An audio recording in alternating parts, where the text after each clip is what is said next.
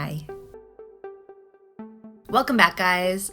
I'm Shanna, and holy do I hate love triangles. Don't forget to subscribe to my channel if you want to hear me complain about stuff in the future. I am going to be doing some channel and life updates. I've got a big announcement at the end of this video, so stick around until then for that. But until then, alright, love triangles, let's get into it. I hate them, but it's a very divisive trope. Even in my reader friend group, I put out a poll just to ask what they thought, and lots of people love them. The added drama that isn't like actually their drama, I guess, is good for them. A few people hated them. I don't know, because they're annoying. And a surprising amount of people were indifferent, just found them a little bit annoying, but could take them or leave them. I have love triangles on the brain right now because I am struggling. I have been trying to read Clockwork Princess, the third book in the Clockwork trilogy. It's a Shadowhunters trilogy by Cassandra Clare. And at the beginning of quarantine and all of this mess, I started this series, and I was really enjoying it, except for the love triangle, but I was able to get past it. I don't know if we've just hit that part of the year where I have no patience left. Lord help me. I am just having such a hard time with it. I think part of it might be that I know how the series ends, or not how the series ends, but I know who she ends up with. But whatever, doesn't matter. So because I know who she ends up with, I just extra find everything annoying. Anyways, I am struggling my way through this book, and it sucks because I really want to like it, but the love triangle is ruining it for me. I guess the one thing I can say it has going for it is that neither of the men in her love triangle are her brother. Cassandra Clare set a real low bar for me as far as relationships go. So that has been rough.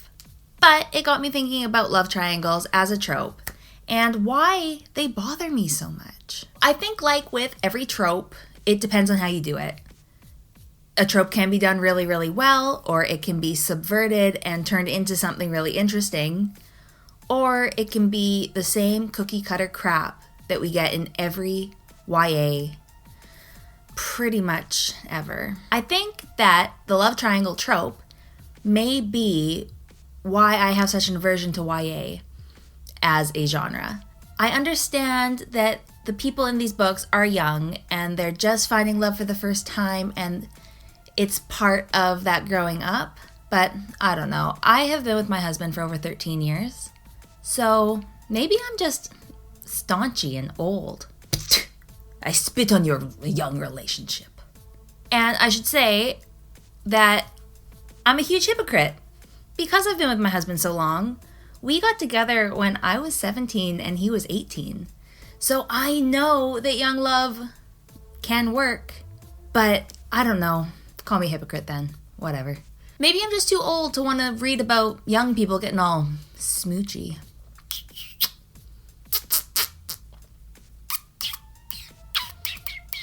Another one of my main issues with the love triangle trope is, why, girl? Why? First of all, it's always one girl, two guys. If you can think of one that isn't, let me know. But that's pretty much what I'm always seeing. But why, girl? You can dump both of these goons. You do not have to pick one. The girl in these love triangles is usually a type of Mary Sue. She's got flawless good looks, a stunning personality, or something that draws all of these people to her, regardless of whether or not she's just the most blasé person who's ever existed. So we've got this girl, and then we've got two ding-dongs. Ding-dong over here is a bad boy. Very good looking, but jaded in some way. Whatever. And then ding-dong number two is usually your friendly, happy boy next door, slightly less good looking than the bad boy most of the time, but better in his soul. Also, pro tip, if you have to pick one, always go with the good guy. Sorry, bad boys out there. The story always seems to turn into two buttheads lying and cheating and sneaking around trying to win the girl who's apparently a prize because women are prizes. They're not. And I think that's gross. I often find this trope very dehumanizing and just overall yucky. I'm sure that love triangles can be done well.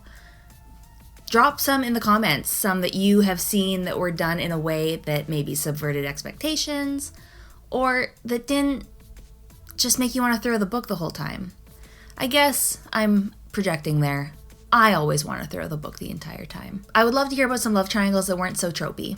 I guess one love triangle that I didn't really mind is kind of a cheat because The Hunger Games had a love triangle, kind of, between Katniss and Gale and Peeta, but I liked the way that it didn't focus on it so much because Katniss was busy trying not to die and starting a revolution, and she didn't have time for any boys. It didn't matter how cute they were. So I appreciated that. It added a bit of reality to that love triangle. That girl didn't give a f***. So apparently my favorite love is no love. So I'm going to try and finish Clockwork Princess because I want to finish the trilogy. We'll see if I can quit eye rolling long enough to get through it. If you finished it and you loved it, give me some encouragement.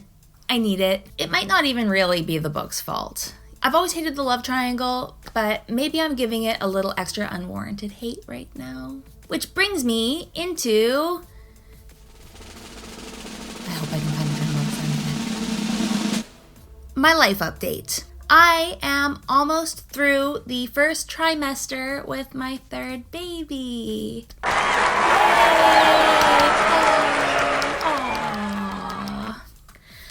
So I have been a little inconsistent, you may have noticed, but sometimes any of you out there who have done this before know it is so tiring.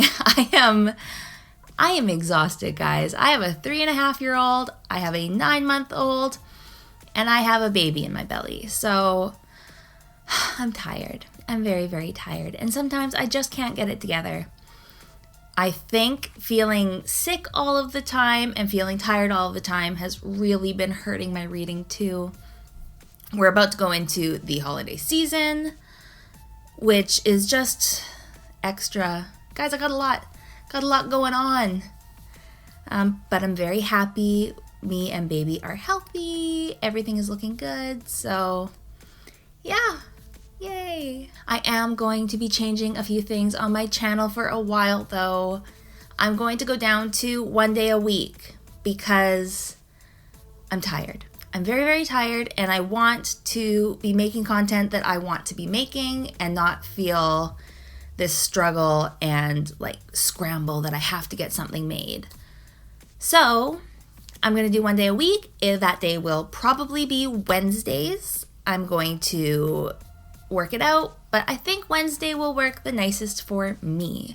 I also have back to work looming ahead of me. I'll be going back to work full-time in January, so yay. What else?